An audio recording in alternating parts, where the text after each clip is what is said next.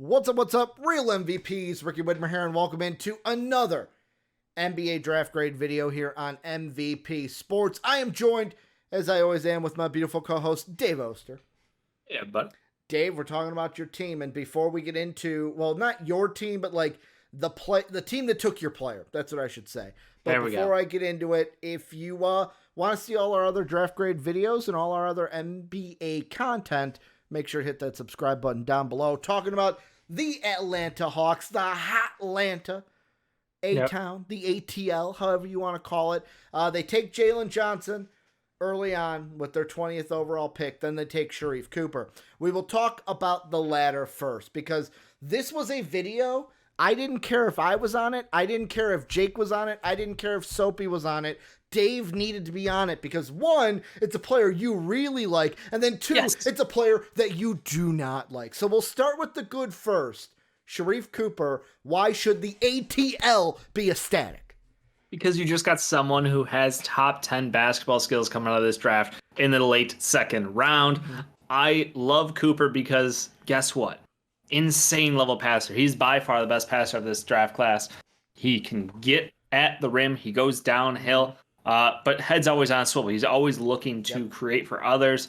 He probably would have averaged maybe 10 assists a game if his teammates could fucking shoot. But Auburn's game plan upon his eligibility being cleared was give him the ball and let him go, as seen by JT Thor's draft stock instantly rising as soon as Cooper hit the floor. Look, I understand he's 6 foot flat and he's not going to be a defensive specialist. You know what? That sounds like somebody else, though, I know in Atlanta. You know, like is he 6 foot or is he like 6'1" with the hair?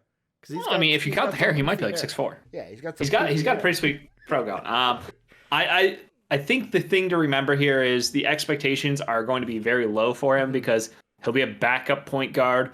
But the thing is, he can run a similar style offense that Trae Young does. So, like, this is a huge win for them because Trae Young's passing on top of his shooting is what makes him special. And again, like, we have an amazing passer. And if you look at the second half, and again, he only played 12 games, so small sample size. His three-point shot wasn't great, but it was because he started off mid-season against conference competition. Mm-hmm. If you take, like, the last couple of games, half of that. So if he goes 6 out of 12, guess what? He's now a 34% shooter. Mm-hmm. Oh, not so bad now, is it? He shot 40% in high school. I'm not super concerned. I think it was just the fact every team could key in on him as the only guy with his ball in his hands. So imagine him being able to play on a team like Atlanta. I'm super excited about that going forward. I have incredible expectations personally that I will not share for him because I'm not trying to set him up for failure here. I will say you do bring up a good point about him. Like, he's not going to be Trae Young. No, but he can be similar to the style of play because of his facilitating skills. Yeah, yes, exactly. So, like, you bringing that up, I'm like, all right, I get, like, it. I never thought the pick was bad, but it's like, okay, that makes a lot more sense. The other side, I'll go to town on the other pick before I let you kind of drag down on it. Jalen Johnson, he fell. For some people, did he fall? For some people, I was one of them. I thought that, like, he was going to be either late top 10, so like not maybe 8, but like 9 or 10, but really like late lottery is where I thought he would go. I did not think he would fall far because I thought there was some team, some team was going to be like, okay, we got to take him because the athletic ability outweighs all the drama that he had at Duke. I was also a big believer that, and the rumors were that the Cavs did have heavy talks about adding in a late lottery pick, but nothing got done. So in my mind, I was like, they tried to add in Jalen Johnson. They just couldn't come up with a deal that worked for them. I thought they were going to get that done. But the Hawks getting Jalen Johnson at 20, no one thought about it because no one thought this would be the reality. Yep. This might be the best spot for him. Somebody who people say can be has the potential to be the cancer in the locker room, was a reason of like, I'm going to put myself before the team and walk out on my team, rubbed people the wrong way. This might be the best spot for him just because of what Nate McMillan was able to do with this Hawks team, And B, even though this Hawks team is a young team, I feel like they have the formation of a leadership group with like Trae Young, John Collins, Clint, like I would even say Clint Capella. Like this team has a young leader group that can like that's going to grow. That I feel like he's going to step in, and it's not going to be a problem him in the locker room because he's going to grow with this Hawks team. Yeah, no, I hope that that's the best case scenario for him. Again, like gifted, talented, everything is there for him if he wants to put in the work, if he wants to be part of the team and be part of the system. What did the problem say? is After his first game, you would have just left him top 3, and that was it. If he only, I think I had him top 5, and I don't disagree with that. Like watching him play, it was like shit. This man has the tools to be an offensive fucking nightmare out there.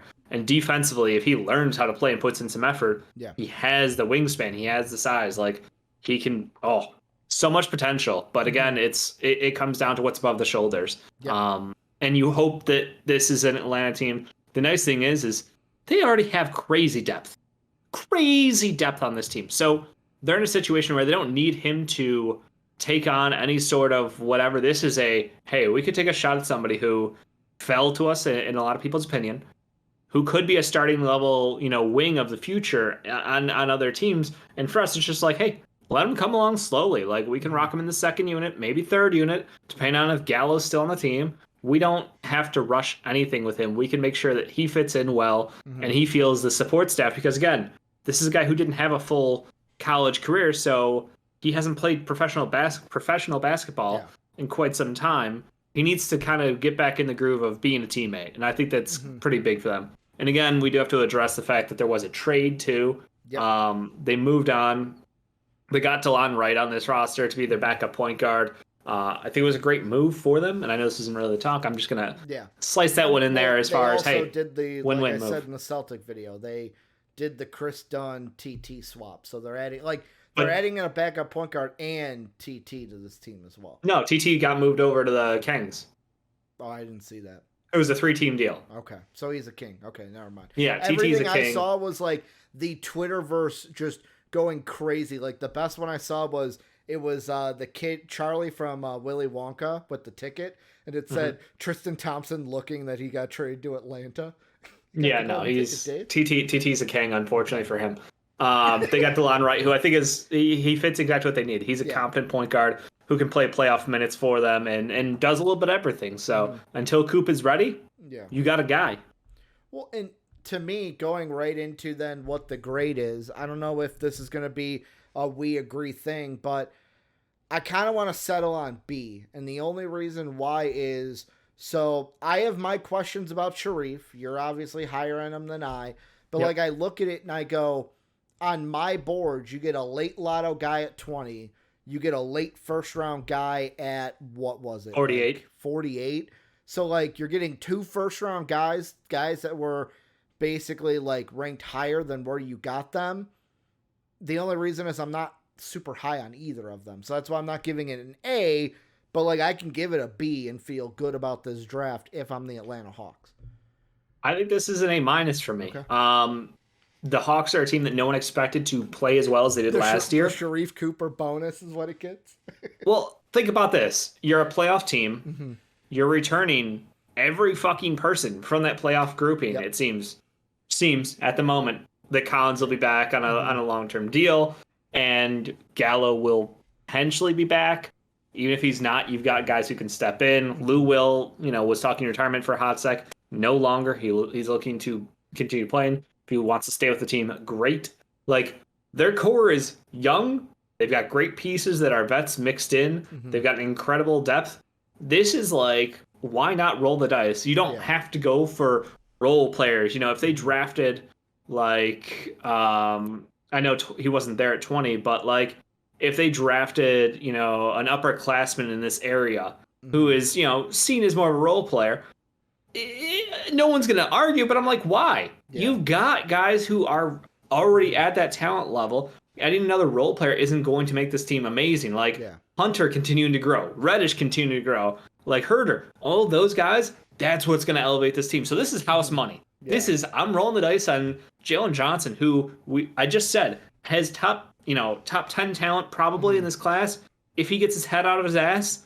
And then you have someone like Cooper, who I think has amazing amount of skill. Yeah. And it's just can you find a way to work with him on his shot and to pair someone with him to limit the defensive liability? Mm-hmm. And I think that by having Clint Capella and Onyeka Okongwu on that team, you can steer people to the basket and drop coverage.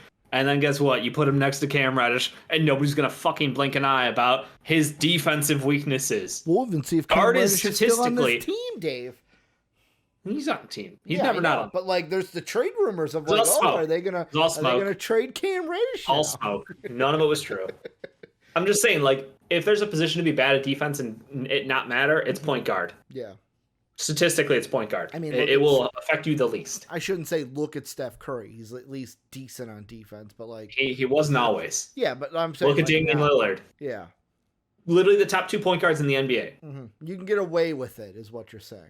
Yeah, because you have a fucking rim protecting god in Clint Capella and Onyeka Okongwu on this roster. No, I agree. And that's why with me, it's like, I don't have a problem with this, but if you're a Hawks fan out there, let us know what you guys think. Do you like it? Do you not like it? Remember, how could you not hit that subscribe button if you want to keep track with everything we're doing with the NBA this off season.